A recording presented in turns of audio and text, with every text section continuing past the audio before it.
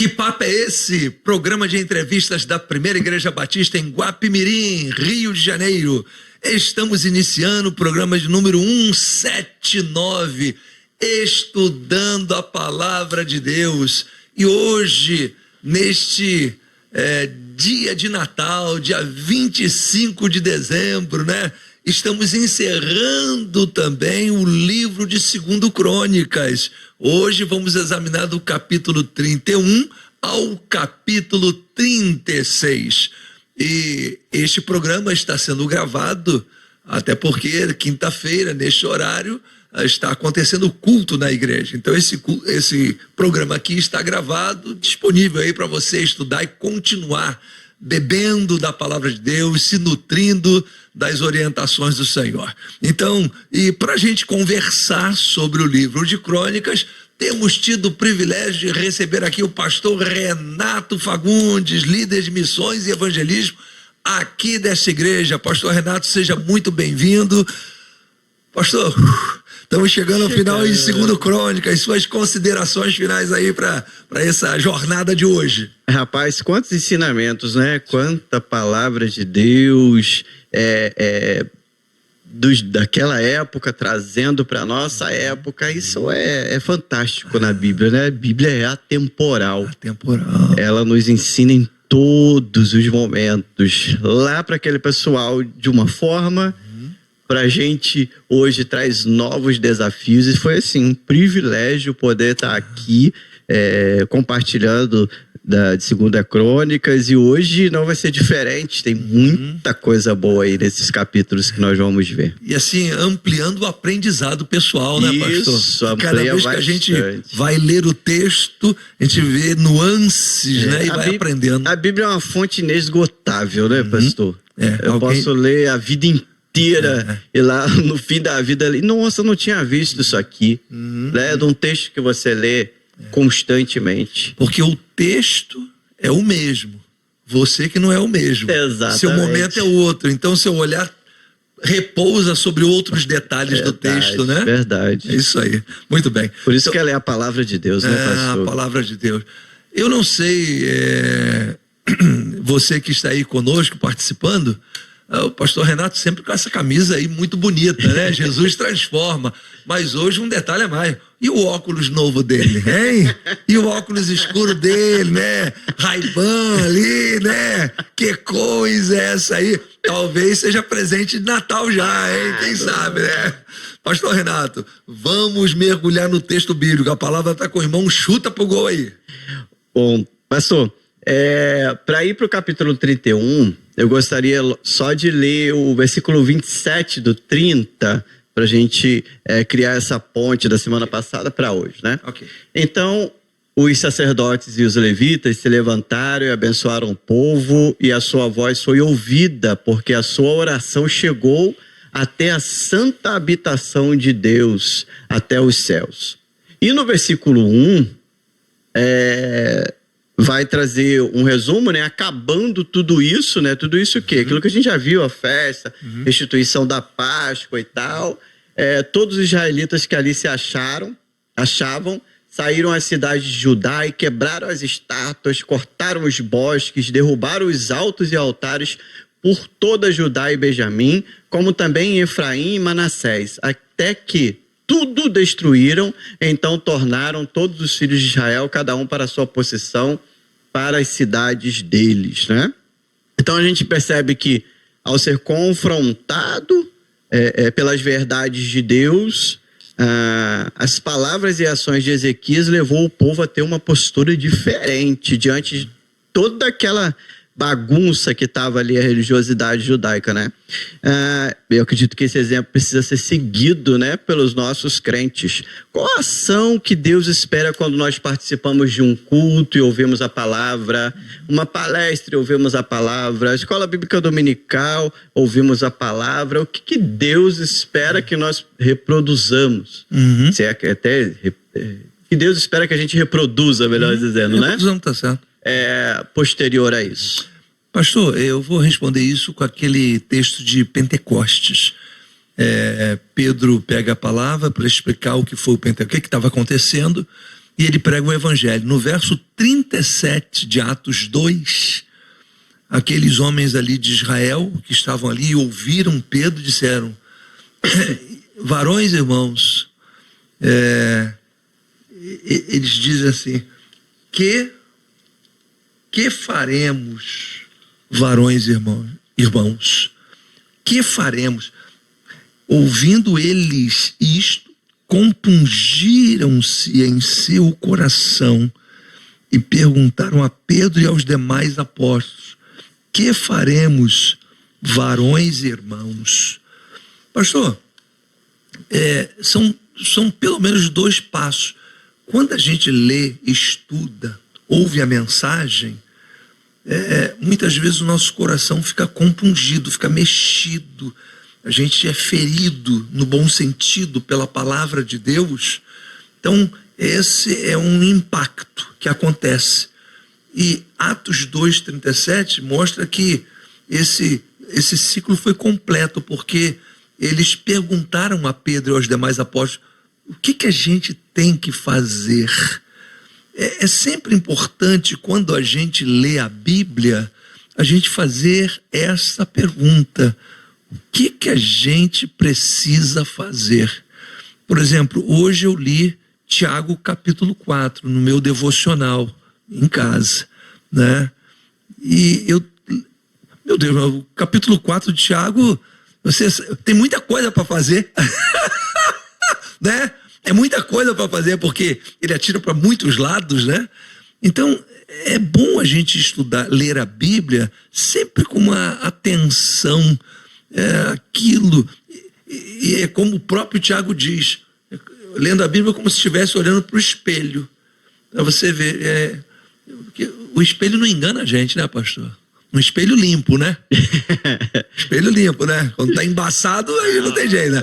Mas limpinho, ele mostra se tá legal ou se não tá legal. É a gente que engana a gente mesmo, né, pastor? A gente que engana, a gente acha que tá legal. Existe alguém mais lindo do que eu, né? Então, assim, essa atitude aqui que o irmão chama atenção em 2 Crônicas 31, verso 1, do povo sair e fazendo uma reforma para prática, eles quebraram lá estátuas, quebraram isso, quebraram aquilo. Eu acho que é isso mesmo. Você descobriu alguma coisa na sua vida que deva ser melhorada? Faça. Puxa, essa maneira de eu falar não tá legal. E não tá mesmo, não. Mude as palavras, não use mais essa palavra, né? Isso aqui, esse site que eu estou olhando não tá bom, não olhe mais mesmo. Esse lugar que eu estou indo, essa forma que eu estou tratando as pessoas, não trate mais. Modifique mesmo por amor a Cristo. Então, essa questão de você sentir dentro e jogar para fora. Esses dias, pastor Renato, eu estava pregando aqui e fiz menção do programa, eu acho que é aquele do programa do Vilela, um podcast que tem do Vilela, né? Tem um nome lá, Inteligência Limitada, ou Ilimitada, se é um você.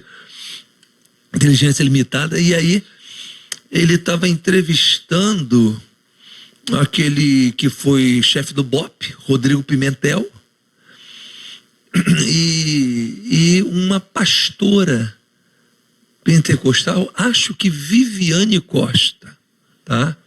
Que eu já fiz essa menção há alguns dias. E aí estava falando sobre o Rio de Janeiro, a segurança, papapá. E essa pastora fez a seguinte pergunta: o Vilela e o Rodrigo Pimentel, eu que nasci num berço evangélico, pentecostal, cresci na década de 90, ouvindo nos púlpitos das igrejas aqueles testemunhos de ex-drogados, ex-traficantes, ex-ladrões, ex-assassinos. Eles tiravam a camisa, mostravam facada, mostravam marcas disso, de tiro, essa coisa. E eles disseram que um dia Cristo entrou na vida dele e o transformou, e eles deixaram aquela vida tal. E aí ela disse o seguinte: tem gente hoje no tráfico e etc. tal, que quer sair do tráfico, mas antes de sair, está acumulando um negocinho, um dinheiro, fazendo um último movimento, pé de meia, para poder viver tranquilo. E eu fiquei me perguntando assim: cadê aquela gente corajosa que largava tudo por amor a Cristo? Quando a pastora Viviane estava falando isso, eu me lembrei de alguém que disse assim, que muitas vezes o homem é um diabo mais inteligente, né? O homem é um diabo, ele está ficando mais esperto, um diabo mais esperto. Mais esperto. Diabo mais esperto, né?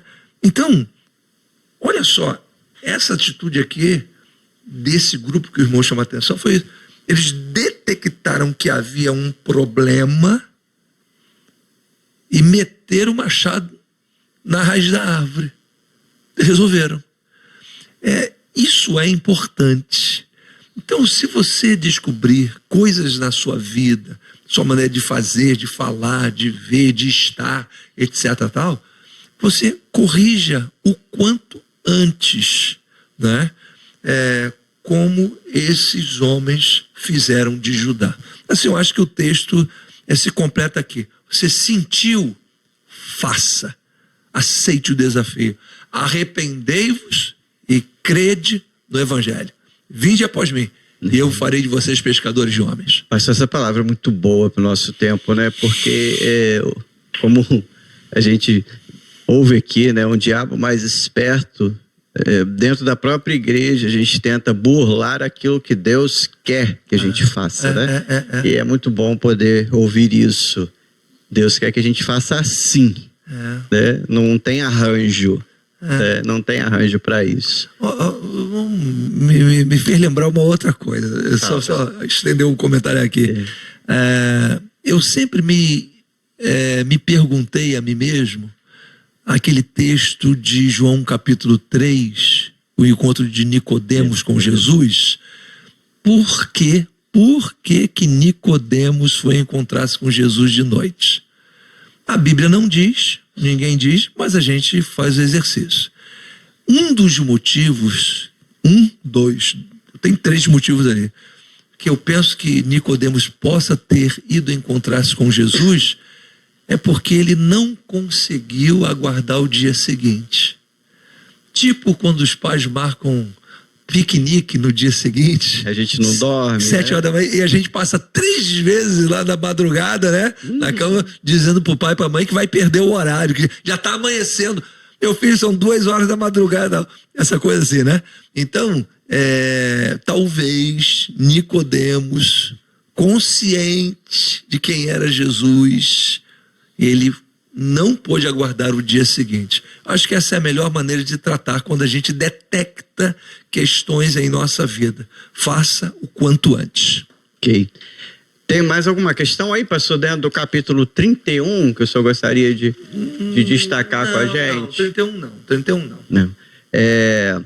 O versículo 32, óbvio que você vai comentar aí outras coisas também, porque é um capítulo aí cheio de coisas interessantes. Acho que a gente pode ficar só nele.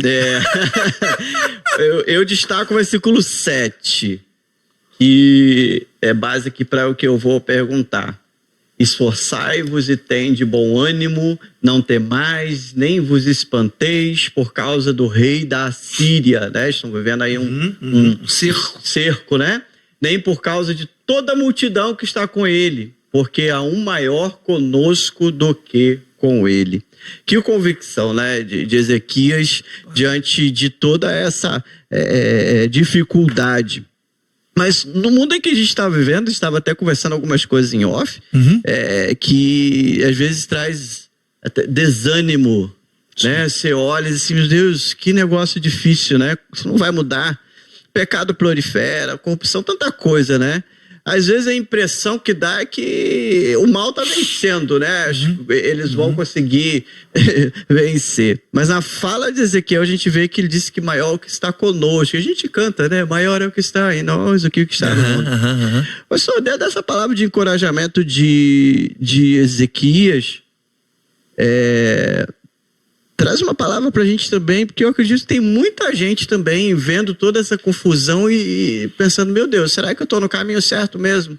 Será que o evangelho vai vencer no fim? Pastor, eu vou dar a seguinte receita. Vou te dar a seguinte receita. Irmão, irmã, comece a pedir a Deus para você ter a capacidade de enxergar o que está invisível. É só isso, pastor. Aquilo que aconteceu com Eliseu, o auxiliar dele chegou assustado, a cidade está cercada. Não. Eliseu disse, maior é o que está conosco do que os que estão com ele. Tem mais gente do nosso lado do que ele. E aí pediu, Senhor, abre-lhe a visão. Espetacular. Ele viu um monte cercado de carruagem de fogo e etc. tal.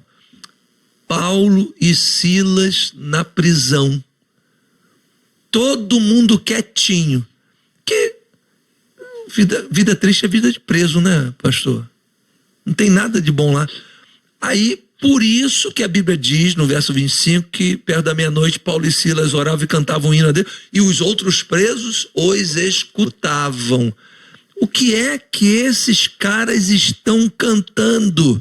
Foram chicoteados, e eles injustamente, nós estamos aqui até porque merecemos mesmo, mas eles, porque pregaram o evangelho, injustiçados, o que é que eles estão cantando? Como é que a fé deles não desfalece? Por isso eles estavam prestando atenção.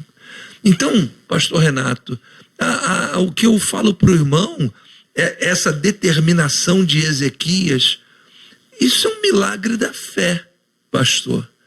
Porque quando você faz a leitura do cerco de Jerusalém pela Assíria, cara, não tem saída. Matematicamente não tem saída.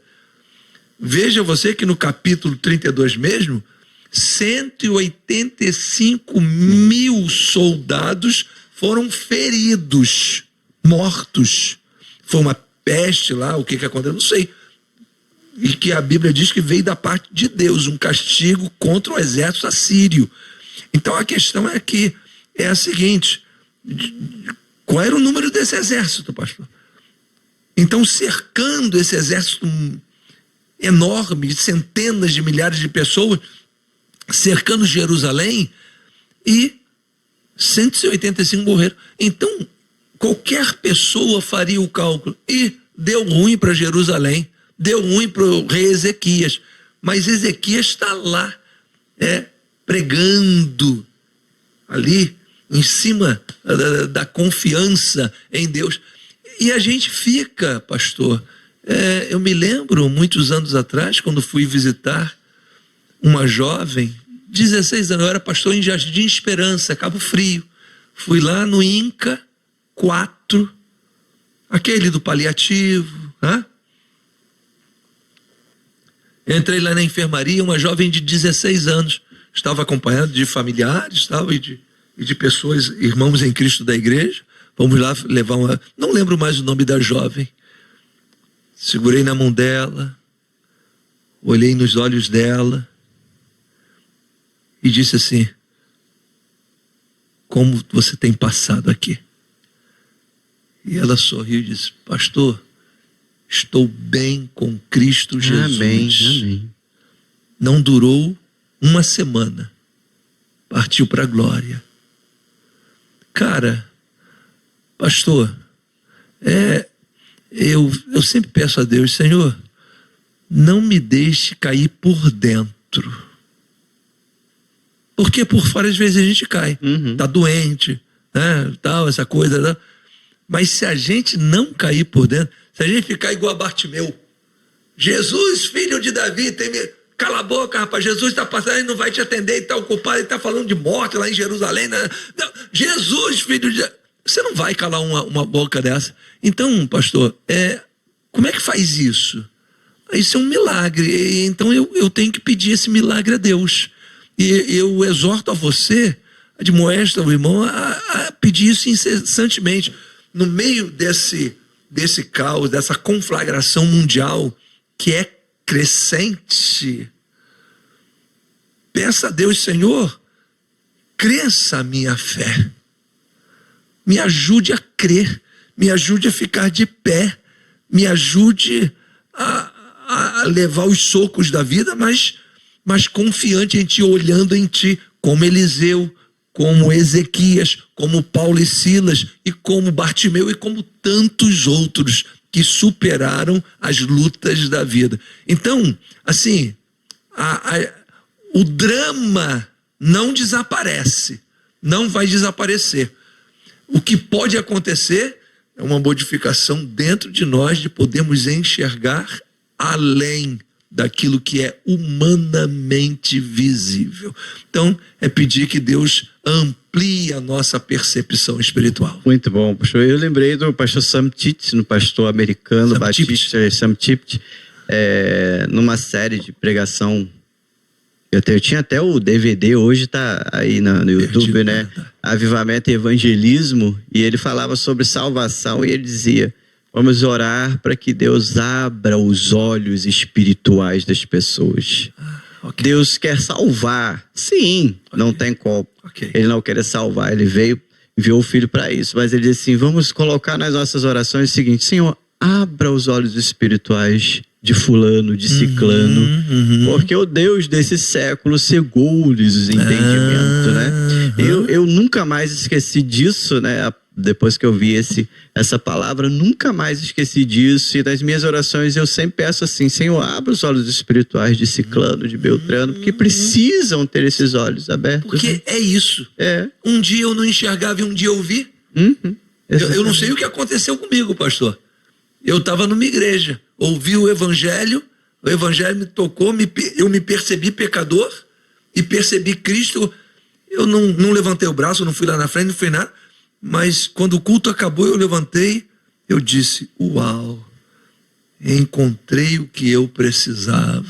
Foi só isso, lá na primeira de Niterói. E a partir dali, segui a Cristo Jesus. Amém. Acabou. Amém. Pastor, a gente encerra com Ezequias aqui, que é mais um destaque para eles, que eu ia perguntar. Eu sabia que tinha mais alguma coisinha aí de Ezequias para destacar pra gente. Olha só, a Bíblia diz no versículo 20 e 21, porém o rei Ezequias, depois que recebeu a carta de ameaça de Senaqueribe, essa coisa toda, né? Ezequias e o profeta Isaías, filho de Amós, oraram por causa disso e clamaram ao céu. É sempre bom ter um apoio espiritual. O rei Ezequias tinha a responsabilidade da nação,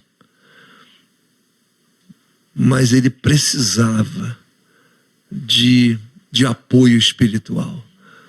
Todo ser humano, do maior ao menor, precisa de apoio espiritual. E ali estava um profeta de Deus, que não é qualquer um não, pastor. O pastor Isaías, o profeta Isaías, né, rapaz? Profeta messiânico. O profeta messiânico, o homem que viu longe, melhor descreveu a pessoa de Jesus no Velho Testamento, em cores vívidas, tanto a sua glória quanto a sua humilhação. Esse homem, Isaías, né, filho de Amós, ele estava ali dando suporte. É bom ter um amigo de oração. Daniel tinha 3, né, pastor? Sadraque, Mesaque e Abednego. Então eu acho que ninguém vive sozinho, né? E igreja serve para isso, né, pastor? Igreja serve. Eu estou vendo aí gente fazendo carreira solo na vida cristã. Eu não estou entendendo esse negócio. E isso geralmente não acaba bem. Você precisa da igreja. E a igreja precisa de você. Deus não inventa nada que não seja útil e necessário.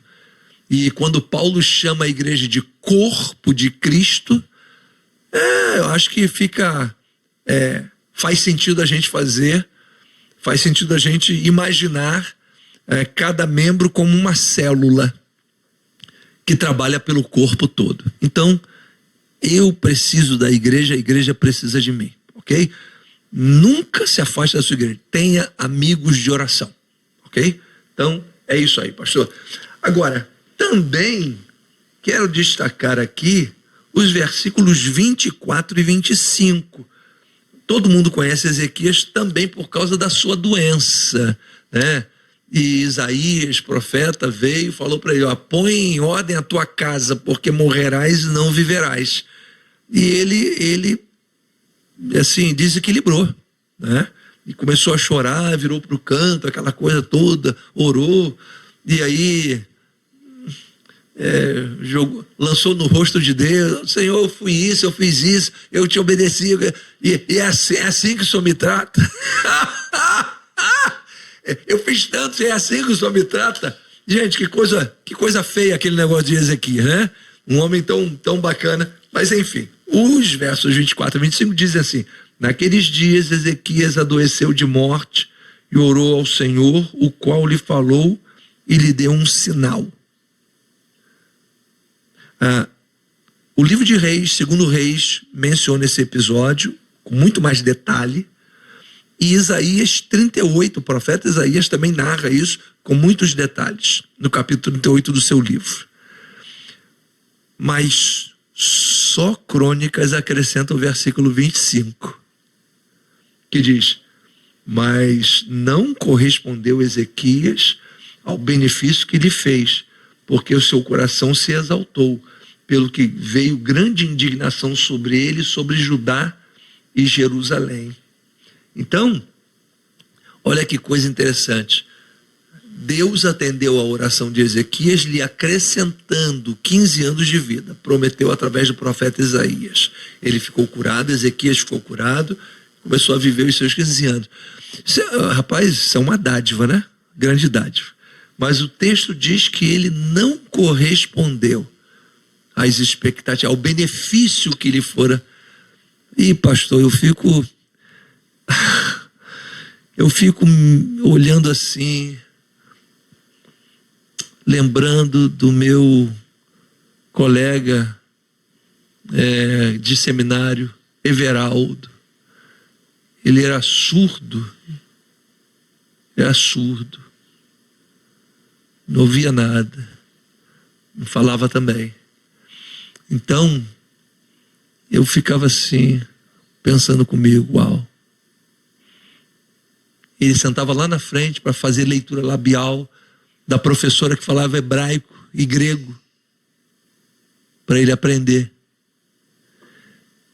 E eu ficava pensando assim, rapaz, eu ouço tão bem. Depois estudei, fiz pós-graduação no Novo Testamento, o pastor Daniel, nunca mais vi. Foi para Minas Gerais, alguma parte de Minas Gerais. Ele era cego. Toda aula, no sábado, ele perguntava para o professor, qual o livro da Bíblia que a senhora vai usar mais na semana que vem? A Mateus. Aí ele levava a Bíblia em braille, só o livro de Mateus, 2 volumes de Mateus. Então não dava para levar a Bíblia toda, né? Uhum. Então ele levava, Mateus eram 2 volumes, levava para poder acompanhar. E eu dizia assim, rapaz, eu vejo tão bem. Então, pastor, quando eu vejo essas situações, eu fico pensando assim, rapaz, Deus me deu tantos benefícios. Ontem eu fui ao médico, o médico me falou, o senhor já foi operado alguma vez? Eu já, aos 55 anos de idade, fiz cirurgia de vesícula. Rapaz, eu levei 55 anos para fazer uma cirurgia. Depois tive um problema com a Covid também. Foram as 2 hospitalizações que eu tive, pastor. Então, em 61 anos de vida agora, Aqui, eu posso reclamar? Posso, cara. Aí eu fico me perguntando, eu recebi tanto, será que eu tenho correspondido? Que pergunta difícil, hein, pastor? É difícil, eu faço o possível, mas sempre fico incomodado. Senhor, poderia fazer mais? Se eu for responder, eu sempre vou dizer, não, é claro que eu podia fazer mais. Sempre podemos fazer mais, né? Mas isso assim me faz mergulhar muitas vezes nessa reflexão diária. Senhor, me ajude a corresponder às tuas expectativas, porque o Senhor me deu muita coisa, me deu uma família de origem, que cuidou de mim. Depois organizei uma família na minha juventude, que é a família que eu tenho, que cuida de mim. Meu Deus do céu, pastor, eu não posso. A minha conta é grande, a dívida é grande, né? A dívida é grande.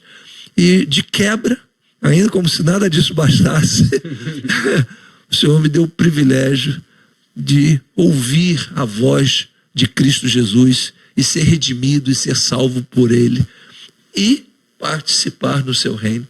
Então, assim, rapaz, não dá não. Só misericórdia. Mas eu peço a Deus que eu corresponda às suas expectativas. Então, quase todo dia eu poderia dizer para o irmão que eu penso nisso e me debato com isso. E acho bom me debater com isso, que serve sempre de norte para mim, né? Você precisa melhorar e corresponder a tudo que Deus lhe deu nessa vida. É isso aí, pastor. Ok, muito bom.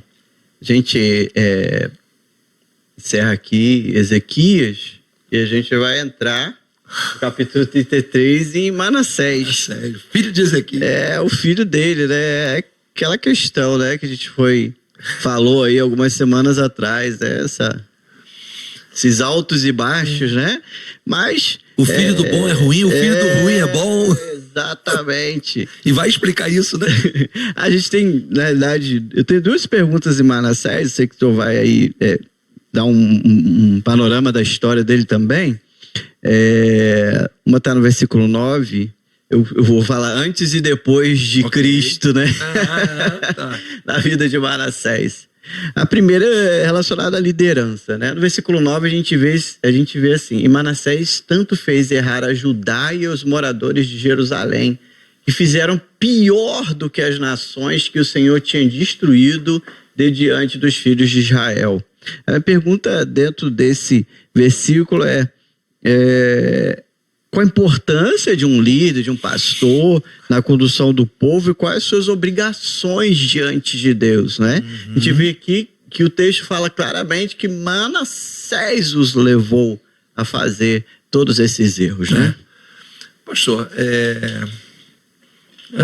antes de responder a sua pergunta, deixa eu de novo aqui mergulhar nessa questão. É muito curiosa como é que um cara tão bom, Ezequias, tem um filho e esse filho é tão avesso ao pai. Isso é impressionante.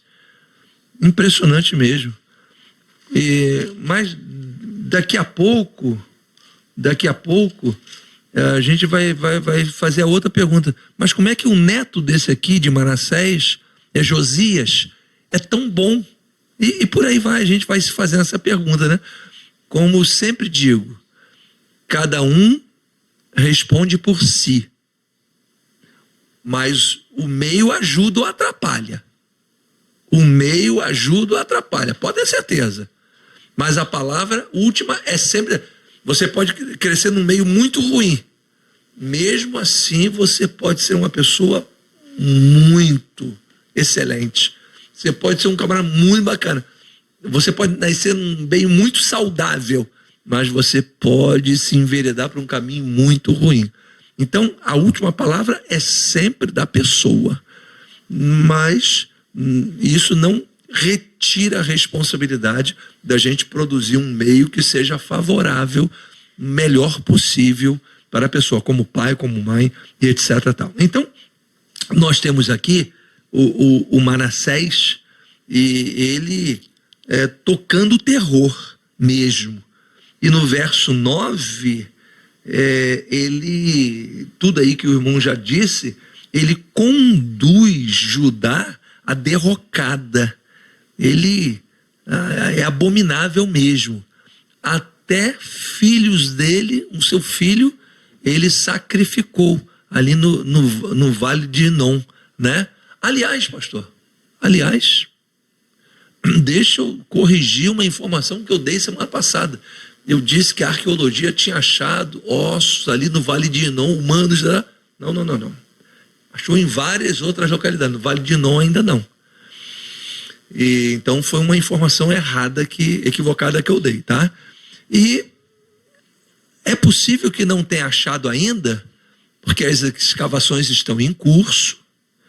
E mais, a gente vai ver que Josias profanou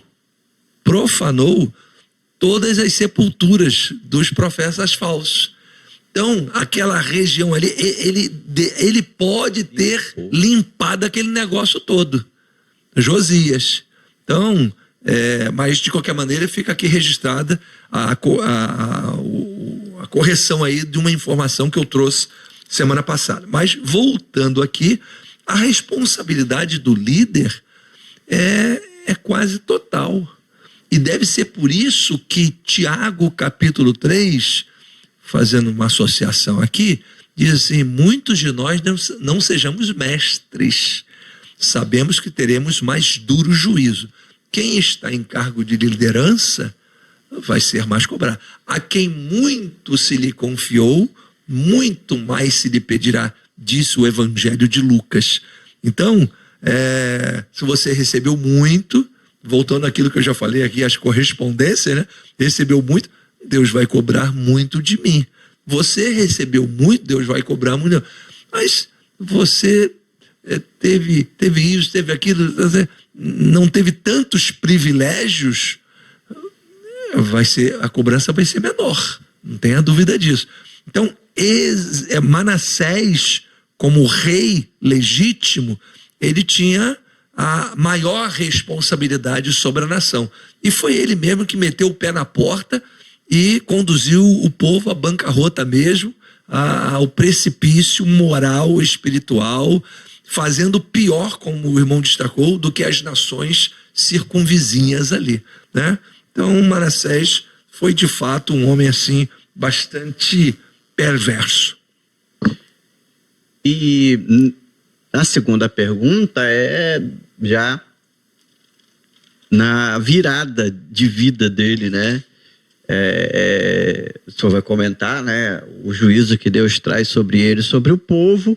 Ele ora, se arrepende e pede a ajuda de Deus, né? O quão é importante, né, pessoal, arrependimento para a salvação do homem.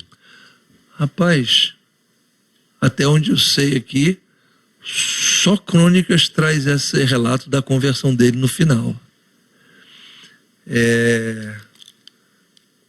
Reis é muito mais sucinto, mas não enfatiza esse fato aqui. Crônicas detalha que quando o rei da Assíria prendeu Manassés, o amarrou em cadeias, o levou à Babilônia, ele, angustiado, orou deveras ao Senhor e humilhou-se muito perante o Deus de seus pais. E lhe fez oração e Deus se aplacou para com ele. Rapaz,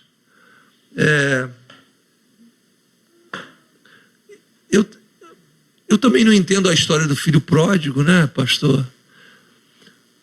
Pastor, o filho pródigo merecia? De forma alguma. O irmão dele, então, achava que merecia menos ainda, né? Mas, rapaz, olha só. Que coisa triste aquela história, né, rapaz? Então, não é questão de merecimento, né? Não é questão de merecimento. misericórdia mesmo. Então, a Bíblia nos diz que a um coração quebrantado e contrito não desprezarás, ó Deus. Davi merecia aquele arrependimento? Foi Davi que escreveu esse texto que eu citei agora, né? Salmo 51. Merecia perdão? Também não. O que ele fez foi horroroso. Horroroso. Mas ele recebeu perdão de Deus, né? Ele nunca se livrou daquela marca. Até hoje, né, pastor? Uhum. Como dizia meu amigo e professor Jesué Maurício Lopes, professor de EBD, lá da primeira de Niterói, meu chefe na contabilidade lá na igreja, ele dizia assim: Corel, vocês pregadores, quando chegarem no céu, vocês vão ver só. Vai ter pelo menos 3 pessoas lá, com um porrete na mão, esperando vocês entrarem. E que negócio é esse, irmão Jesué? Ele dizia: Jonas, Davi e Pedro. Esses 3. Porque vocês nunca falam sobre eles sem falar do pecado deles. Nunca ouvi um sermão de Jonas, de Davi e de Pedro, sem falar no deslize do cara, né? Vocês nunca... Deus já perdoou, mas vocês nunca esquecem, né? Então vocês vão levar uma surra quando entrarem no céu. Vocês vão ver só. Aí eu fiquei assim, nunca mais esqueci aquilo, né? Ele era um ótimo professor, um amigo, né? Então, aqui também, Manassés, assim, teve que viver com essa marca a vida toda. Mas ele recebeu o perdão de Deus. O perdão. Então, graças a Deus, que Deus nos dá essa possibilidade de nos arrepender e de ter o perdão das nossas dívidas. É isso aí, pastor. Ok. Pastor, capítulo 33, podemos ir para o 34? Aham. Então agora chega o capítulo que o senhor já citou. Josias, ele começa a reinar com 8 anos de idade, né?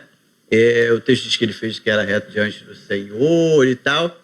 E no 8º ano do seu reinado, vamos pensar aí, com 16 anos, ele começa uma reforma, né? Isso. De purificação ali daquilo que Manassés havia deixado, né?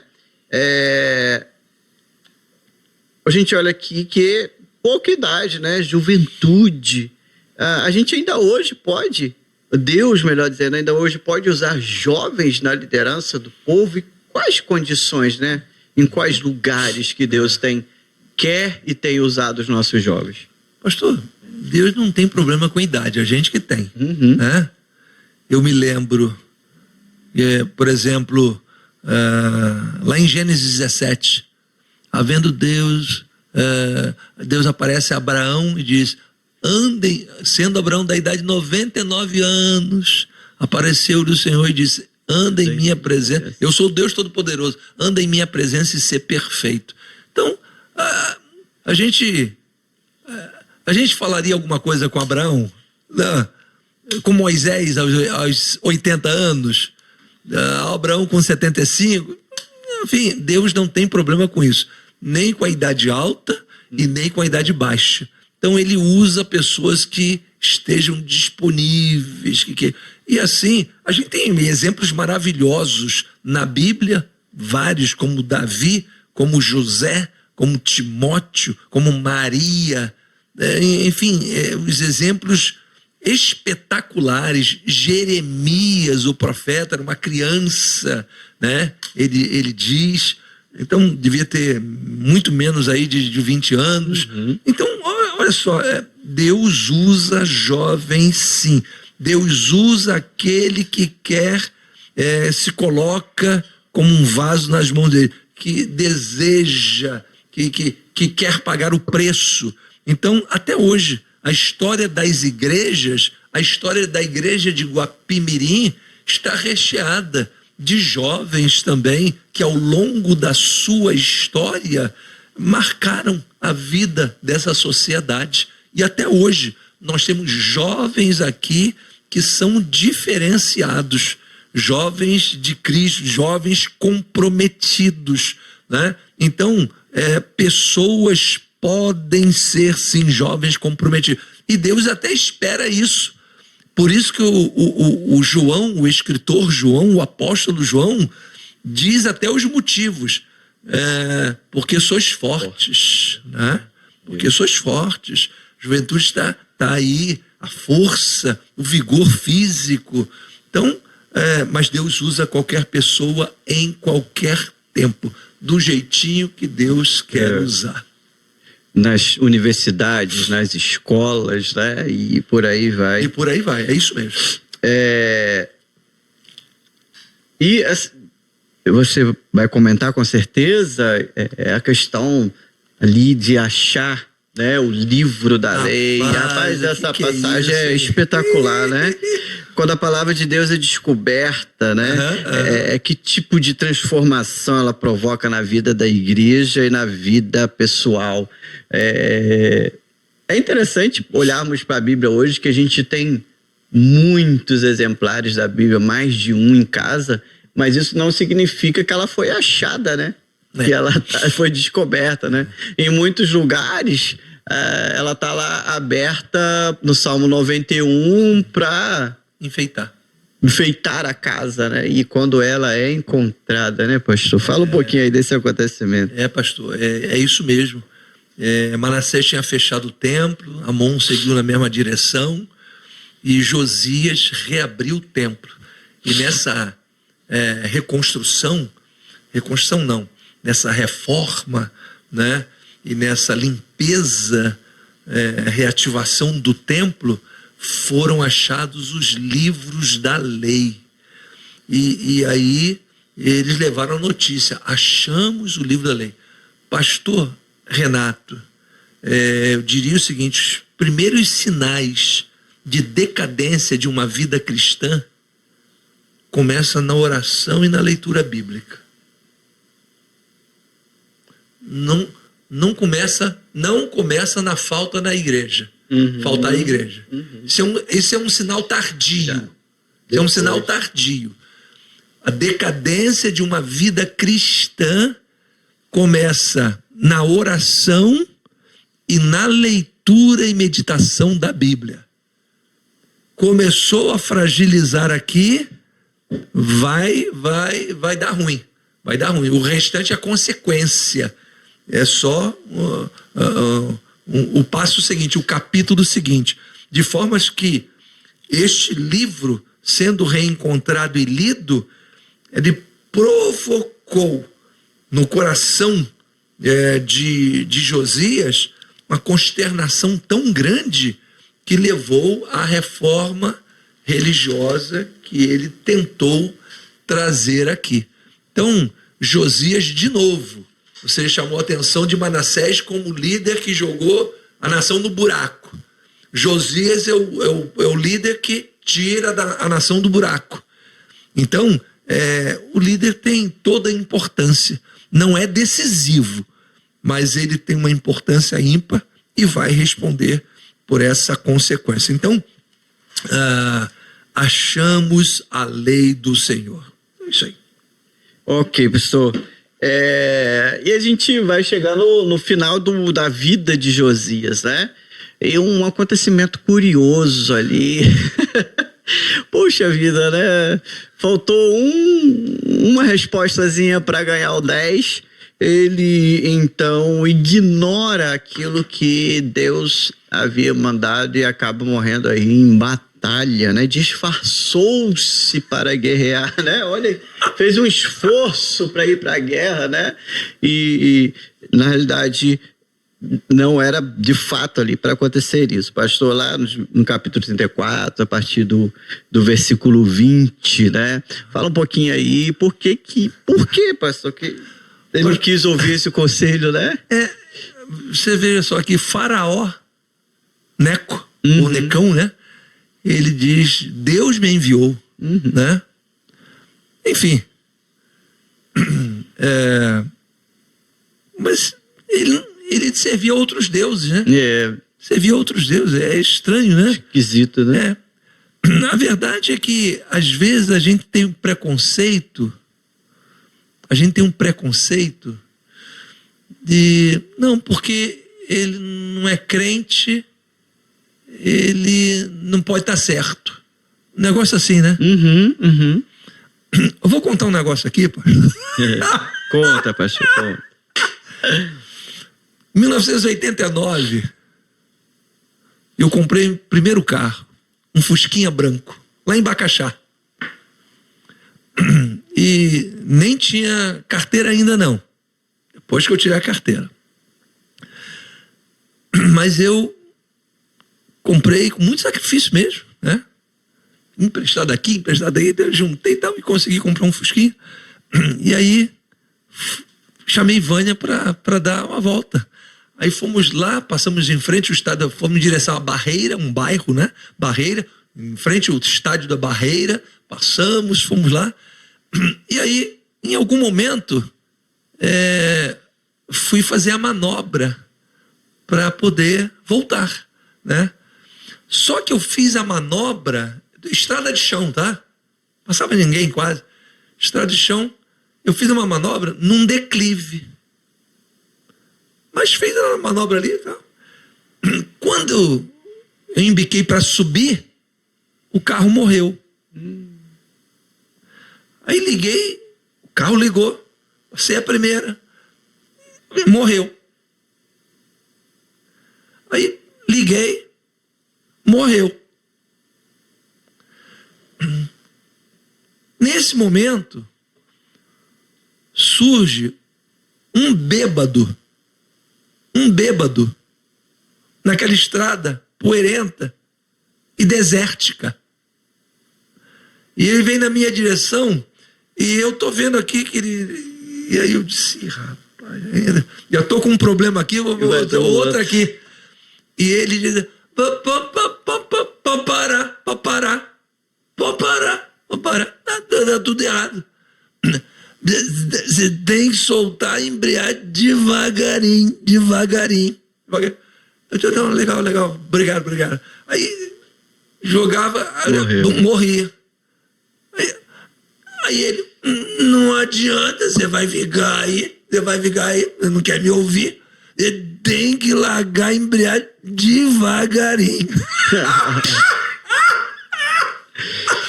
Aí eu fui, depois não conseguia, rapaz. E aí eu disse, esse cara tá com a razão. Mas aí, o que eu fiz? Não podia perder de zero, né, pastor? Eu já tinha ouvido um negócio lá, que às vezes tem entupimento do carburador, a gasolina não tá muito limpa, e às vezes você dá umas aceleradas assim, e limpa o carburador, aquele negócio todo, né? Eu dei umas... Olha, esse carburador, falei pra mim, esse carburador deve estar... Dei umas aceleradas, passei a primeira, mas aí larguei devagarinho. E aí o carro, não é que foi... E ele, vai com Deus. Jandre, essa você não vai poder gravar, já tá ao vivo, entendeu? Nem Christian. Ai, meu rapaz, eu disse assim, rapaz, não é que o bêbado tava com razão? E aí eu aprendi o seguinte, a verdade na boca de um bêbado é verdade. Ele continua sendo bêbado, mas a verdade continua sendo verdade. Então, eu lembrei desse episódio aqui por causa de Josias, né? Sabia que Neco era um pagão. Assim como no Novo Testamento tem uma passagem estranha também que diz que o sumo sacerdote falou, né? Diz, vocês não sabem nada, vocês não sabem que alguém tem que morrer pelo povo. Profetizou sobre a morte de Jesus, sendo sumo sacerdote. E contra Jesus, mas contra Jesus. Ele era contra Jesus. Mas, então a verdade na boca de um ímpio continua sendo verdade. E Deus está acima de tudo, né? Acima das religiões e das pessoas. Mas aí aconteceu que Josias, veja, Qual era o movimento do Egito? Saiu do Egito em socorro da cidade de Carquemes, da região de Carquemes, do resíduo da Assíria. Porque a Babilônia já estava tomando conta de tudo, já tinha destruído em 612 Nínive e outra cidade lá, e o restante do Império Assírio estava em Carquemes. Então o movimento do Egito era de apoio ao restante dos assírios contra a Babilônia. Mas acabou que sobrou... Tanto o Egito perdeu, quanto a Síria perdeu também. Finalizou o Império Assírio e sobrou só a Babilônia. Mas nessa subida do Egito em direção ao Eufrates, a Carquemes, que hoje está dividida entre Turquia e Síria, né? Parte de Carquemes fica a maioria na Turquia, a menor parte na Síria, né? E nessa subida, o Judá tenta interceptar esse movimento. Talvez porque Judá não queria que o Egito ajudasse a Síria, porque a Síria está aqui, Ezequias, né? Já fez muito mal a Israel. Então estava dando aí um apoio à Babilônia, de certa forma, tal. Mas aí, meu filho, deu o que deu nessa confrontação entre Josias e Faraó Neco. Josias morreu, foi ferido, e morreu um homem de Deus. Um homem de Deus, né? Infelizmente, porque ele não ouviu essa advertência. Ok. Tem mais alguma coisa aí, pastor, no capítulo 35 que o senhor gostaria de destacar? 35 não. Ok, a gente vai para 36, o reinado já agora de Joacás, bem próximo aí do final da história. Do final da história, do cativeiro babilônico e tal. Reinou só 3 anos, né? 3 meses. 3 meses, desculpa, em Jerusalém. E a partir do versículo 17, a gente vê então essa tomada aí dos caldeus, né, da Babilônia, pelo povo. E a minha pergunta o senhor vai destacar aí esse capítulo 36, os contextos, mas a minha pergunta: existe um paralelo entre a queda de Jerusalém e o que acontece quando uma geração rejeita completamente a palavra de Deus? Então, fala um pouquinho aí nesse último capítulo nosso aí, 36. Não tenha dúvida, né, pastor? Essa rejeição é o que aconteceu no mundo pré-diluviano, em Sodoma e Gomorra, nas terras de Canaã, os povos que ali habitavam. Deus deu muito tempo para eles. Mandou até Melquisedeque lá. Então, assim, o juízo final vai ser assim também. O homem rejeita Deus, rejeita. O que sobra? O juízo, né? Não tem jeito. Agora o capítulo 36, que é o último de 2 Crônicas, que vai desembocar no cativeiro babilônico, na destruição de Judá, de Jerusalém e do cativeiro babilônico, do templo, o saque do templo, a destruição do templo, o incêndio do templo. Nós temos Jeoacás, 3 meses, Jeoaquim, 11 anos, Joaquim, 3 meses, Zedequias, 11 anos. Foram os 4 últimos reis. Todos eles fizeram o que era mal aos olhos do Senhor. Descendentes de Josias, né? Enfim. Então, não teve jeito. O grande destaque que eu quero fazer aqui é o verso 15. Para mim, 15 e 16, eles dão a tônica dessa tragédia. E o Senhor Deus de seus pais, diz, enviou a sua palavra pelos seus mensageiros, madrugando e enviando-lhes, porque se compadeceu do seu povo e da sua habitação. Porém, zombaram dos mensageiros de Deus, desprezaram as suas palavras escarneceram dos seus profetas, até que o furor do Senhor subiu tanto contra o seu povo, que mais nenhum remédio houve. Não tem mais jeito, pastor. É aquilo que está escrito no livro de Hebreus. Como escaparemos nós, se não atentarmos para uma tão grande salvação? Rapaz, Deus faz o mundo, projeta o mundo, um belo mundo. O homem se desvia, produz este mundo que nós temos aqui. Deus envia o seu Filho, que vive, morre, ressuscita, para pagar o preço da salvação para os pecadores. E o homem zomba de Jesus, escarnece da palavra, mofa da mensagem da cruz. Rapaz, isso não vai dar certo não, hein? E é isso que o autor... Como escaparemos nós, se não atentarmos a tão... Então, a destruição de Jerusalém ficou marcada na vida do povo, assim como a destruição de Jerusalém depois, no ano 70, já pelos romanos, e o Holocausto no século XX. Acho que esses 3 episódios são os 3 episódios mais dolorosos na vida do povo de Israel, né? Eu acho que poderíamos acrescentar aí a escravidão no Egito também, né, no início, mas as outras pareceram, sei lá, dor é dor, né, pastor? Dor é dor, né? Mas, rapaz, o irmão falou, pastor, uma mensagem de conforto, de consolação. Então eu quero terminar com ela, pastor, porque diz assim, verso 22, porém, no primeiro ano de Ciro, rei da Pérsia, para que se cumprisse a palavra do Senhor pela boca de Jeremias, despertou o Senhor o espírito de Ciro, rei da Pérsia, o qual lhe fez passar o pregão por todo o seu reino, como também por escrito, dizendo, assim diz Ciro, rei da Pérsia, o Senhor Deus dos céus me deu todos os reinos da terra e me encarregou de lhe edificar uma casa em Jerusalém, que está em Judá. Quem dentre vós é de todo o seu povo, que suba e o Senhor seu Deus seja com ele.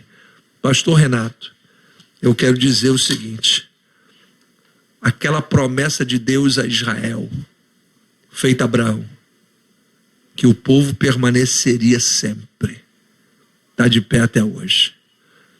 E Israel só chegou aqui, século 21, porque Deus vela pela sua palavra, com todos os altos e baixos, todas as perseguições.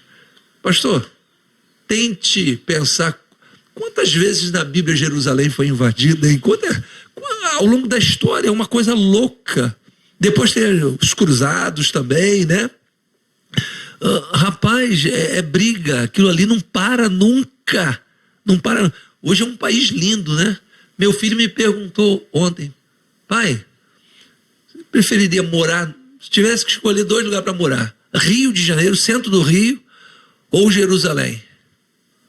Eu disse assim, Jerusalém. Aí, sério mesmo? Eu disse, não, sempre tem um medinho, né?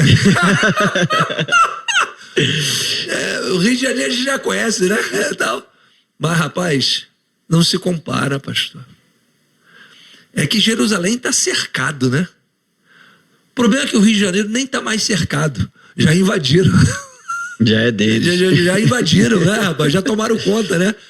Mas Jerusalém está cercado. Por isso que você tem uma menorá em praça pública de 45 quilos de ouro, pastor. Está lá uma menorá, candelabro, olha, 45 quilos de ouro puro. Ninguém toca. Bem preservado ali, dentro de vidro, né? A prova de bala e tal. Mas bota uma menorá de 45 quilos aqui no Rio de Janeiro, a prova de bala, para ver se não leva com a prova de bala e tudo. Eu lembrei do que sumiu há pouco tempo aí, nem quero falar.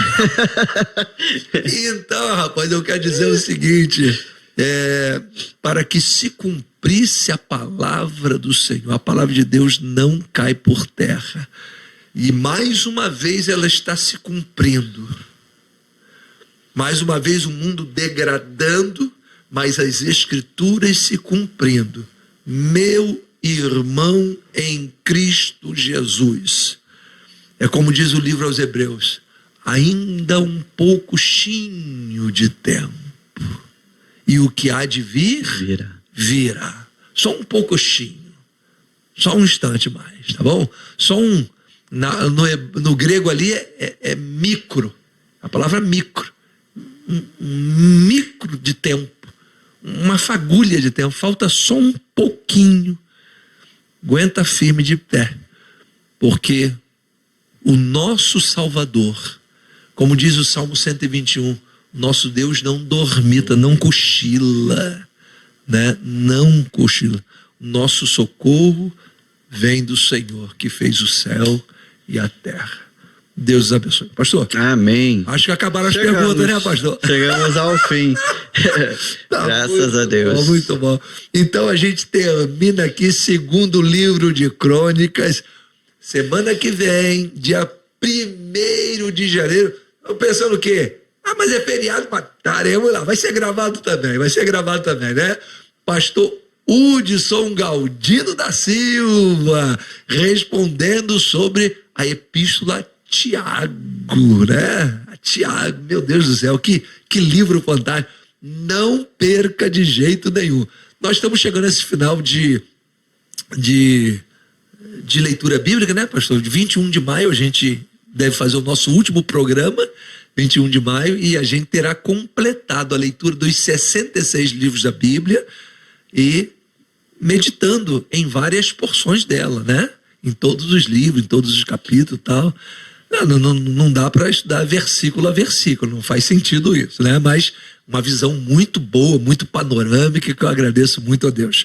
E neste momento, pastor, hoje que é o dia que a gente celebra o nascimento do Salvador, quero pedir ao irmão que ore a Deus nesse momento, agradecendo ao Senhor, pedindo que Ele aceite nossa gratidão, porque a sua misericórdia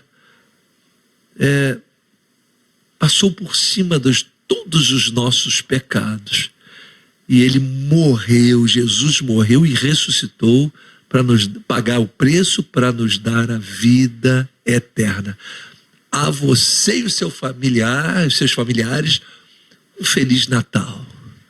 E um ano de 2026 na presença do Senhor. Deus abençoe cada um de nós. Sim. Pastor Renato, muito obrigado. Irmão David Jander, muito obrigado. Vamos orar ao Senhor nesse instante. Vamos orar. Antes de orar, eu queria também desejar a todos os irmãos e amigos Feliz Natal. Um ano, como o pastor falou, na presença de Cristo. Porque aí pode vir o que vier. Se a gente está na presença de Jesus, a gente vai conseguir superar, né? Amém. Seja um ano de multiplicação de discípulos, que seja um ano de discipulado, pregação do Evangelho, que a palavra de Deus se multiplique aí pelo nosso Brasil, pelo mundo todo, que Deus nos abençoe. Vamos orar. Senhor, nós te agradecemos nesse dia especial, aonde escolhemos para lembrar a tua vinda ao mundo, a encarnação do Filho de Deus para buscar e salvar aqueles que se haviam perdido. Deus bendito. Muito obrigado, Senhor, porque dentre esses perdidos o Senhor me encontrou. Encontrou obrigado, a minha família. Obrigado. Sei que ainda faltam alguns a serem encontrados, mas a gente ora para que esses olhos espirituais sejam abertos, ó Deus. Sim, e nós te agradecemos, ó Deus, pelo privilégio de, além de ser encontrado para salvação, fui encontrado também para proclamação do teu evangelho, para o pastoreio e cuidado de pessoas. Ó Deus, tem misericórdia, Senhor, da minha vida, da minha família, e eu louvo o teu nome, Senhor, porque nesse dia milhões de pessoas, Senhor, milhões de pessoas podem declarar Cristo como o único e suficiente Salvador. Aleluia. E, ó Deus, outras milhões e bilhões ainda não têm esse privilégio. Mas, Senhor, desperta-nos, ó Deus, para irmos até os confins da terra, proclamando que só Jesus Cristo salva. Senhor. Muito obrigado por esse ano de 2025. E abençoe-nos em 2026, um ano de multiplicação de discípulos, de discipulado, de proclamação da Tua palavra, Senhor. Ajuda-nos, ó Deus, ajuda-nos, Senhor. É o que nós oramos e agradecemos em nome de Jesus. Amém. Que papo é esse? Programa de entrevistas da Primeira Igreja Batista em Guapimirim, Rio de Janeiro.